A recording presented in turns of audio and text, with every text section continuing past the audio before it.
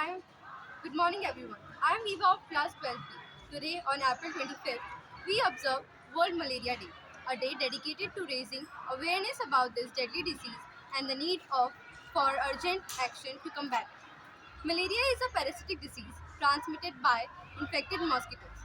It is responsible for claiming the lives of hundreds and thousands of people every year, particularly in underdeveloped countries.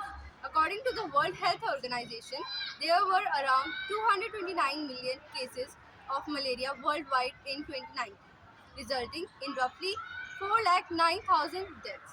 Although malaria is preventable and treatable, it remains significant public health threat, especially in sub-Saharan Africa, where over 90% of malaria-related deaths occur.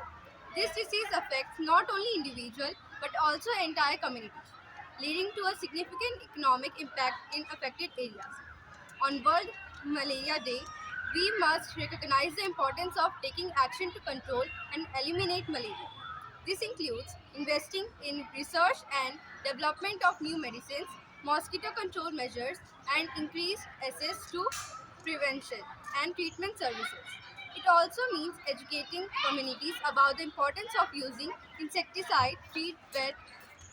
treated bed nets, seeking immediate medical attention if symptoms appear, and implementing effective preventative measures. We must work together as a global community to address this global health crisis. Governments, private organizations, and individuals all have a role to play in the fight against malaria. By working together, we can achieve the goal of eradicating malaria and ensuring a healthier future for everyone.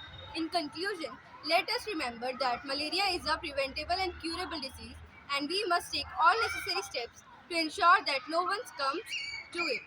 We must continue to raise awareness, collaborate, and invest in research and development to reduce the burden of malaria and ultimately eradicate it altogether. Thank you.